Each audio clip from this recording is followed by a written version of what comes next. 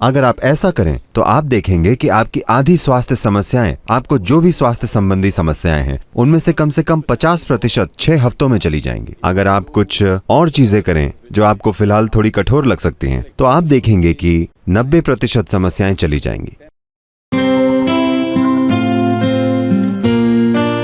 मैं इस बारे में 40 सालों से बोल रहा हूं, ठीक है?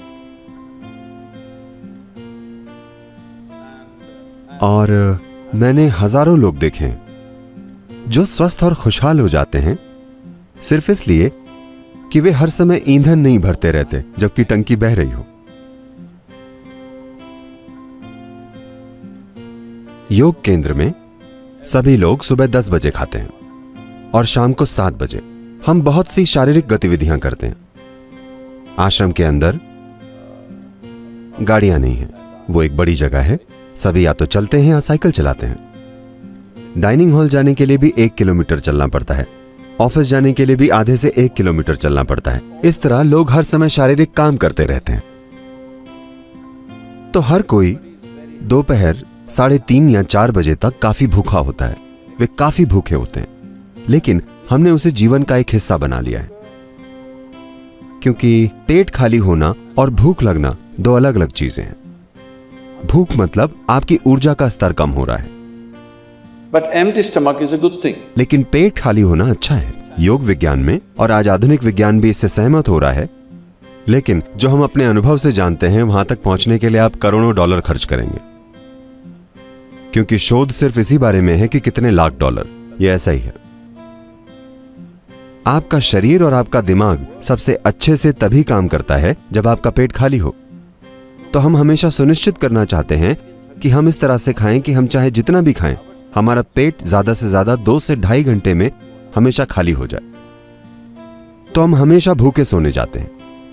लोगों को लगता है कि वे सो नहीं सकते। सो सकते हैं। औसतन 25 सालों तक औसतन मैं बस 2.5 से 3 घंटे सोया। इन दिनों में थोड़ा ज्यादा सो रहा हूं। मैं 3.5 से 4.5 घंटे के बीच सो रहा हूं, जबकि मैं बहुत ज्यादा यात्राएं कर रहा हूं। बहुत ज्यादा यात्राओं से मेरा मतलब है, अगर मैं अगले कुछ दिनों की यात्रा बताऊं तो आप कुर्सी से गिर जाएंगे। हाँ, क्या मैं आपको बताऊं?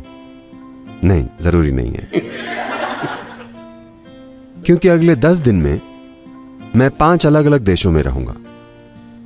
वहां मुझे नहीं पता कितने कार्यक्रम होंगे, हर तरह के कार्यक्रम। तो आप ये सिर्फ इसलिए कर पाते हैं क्योंकि आप जरूरत से ज्यादा नहीं खाते। ये बहुत महत्वपूर्ण है। हर कोई 2 बार खाता है। मैं आमतौर पर सिर्फ 1 बार खाता हूं, शाम को 4:30-5 बजे, क्योंकि मुझे पसंद नहीं कि मैं प्लेट के सामने बैठकर चिंता करूं कि कितना खाना है। मुझे अच्छे से खाना पसंद है। तो अगर मैं शाम 4:30 या 5 बजे खाता हूं तो फिर अगले दिन ही खाता हूं। क्या ये काफी है? क्या मैं ठीक लग रहा हूं? हेलो, मैं आपके मरीजों जैसा नहीं दिख रहा है ना?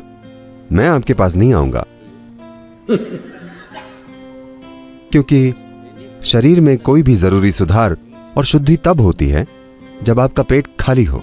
यह बहुत जरूरी है, वरना कोशिकाओं के स्तर पर शुद्धि नहीं हो पाती।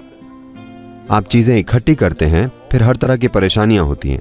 पहली चीज है शरीर में आलस्य। आलस्य के कई स्तर होते हैं। अगर आपने उन सभी पर ध्यान न दिया हो तो जितना समय आप सोते हैं वो आलस्य है। आप सभी यहां सोने आए हैं या हेलो, जीने के लिए, है ना? यहां मतलब यहां नहीं, मेरा मतलब है जीवन में। आप जीना चाहते हैं या The intention of life is to live, isn't it? जीवन जीना चाहता है ना? लेकिन क्योंकि आपने अमेरिकी डॉक्टरों की बात की तो ये अब यहां भी शुरू हो गया है। सभी अमेरिकी डॉक्टर्स कहते हैं आपको कम से कम 7 से 8 घंटे सोना चाहिए। इसका मतलब है आपके जीवन के 1/3 हिस्से में आपको सोना चाहिए। 2-3 घंटे और टॉयलेट, नहाने और खाने वगैरह में चले जाते हैं। तो आपके जीवन का 50% हिस्सा बस रख रखाव में चला गया। मान लीजिए आपके पास एक मोटरसाइकिल या कार है जो 1 महीने में 1 बार सर्विस के लिए जाती है, तो उसे रखना ठीक है। मगर वो महीने में 15 दिन की सर्विस लेती हो तो ये परेशानी है कि नहीं? बहुत से लोगों ने अपने सिस्टम को परेशानी बना लिया है क्योंकि उनका अपना शरीर उनके जीवन में एक बहुत बड़ी रुकावट है। वो जो भी करना चाहते हैं उनका शरीर उन्हें करने नहीं देता। तो इसके कई पहलू हैं। एक महत्वपूर्ण पहलू यह है कि जितना खाना चाहिए लोग उससे कहीं ज्यादा खा रहे हैं, सिर्फ इसलिए क्योंकि उन्हें कहा जाता है कि आपको ज्यादा खाना चाहिए वरना आप कमजोर हो जाएंगे। नहीं, अपने शरीर को ठीक रखने का एक तरीका है। आज हर कोई कम ईंधन लेने वाली कार और मोटरसाइकिल बनाना चाहता है। इसका मतलब क्या है? अगर मशीन कुशलता से चलेगी तो कम ईंधन खर्च होगा, है ना? तो अगर यहां बैठे हुए आप बहुत आराम में हैं तो ये कम ईंधन लेगी। अगर आप हर समय ऐसे होंगे, If you like this all the time, then it will consume more fuel, it will want you to eat. तो ये और ज्यादा भोजन मांगेगी, ये आपको विवश करेगी। तो ये नया नाम इंटरमिटेंट ईटिंग। आपको देखना चाहिए, अमेरिका में लोग हमारे कार्यक्रमों में आते हैं। हमारे कार्यक्रम 10 से 12 घंटे चलते हैं। तो लेकिन वे कुछ बिस्किट या कुछ और लाते हैं। वे कहते हैं मुझे शुगर प्रॉब्लम है इसलिए मुझे खाना पड़ता है, मुझे खाना ही पड़ता है। मैं कहता हूं आप बस यहां रहिए, आप नहीं मरेंगे, मैं सुनिश्चित करूंगा, क्योंकि मैं नहीं चाहता कि मेरे कार्यक्रम में कोई मर जाए, ठीक है?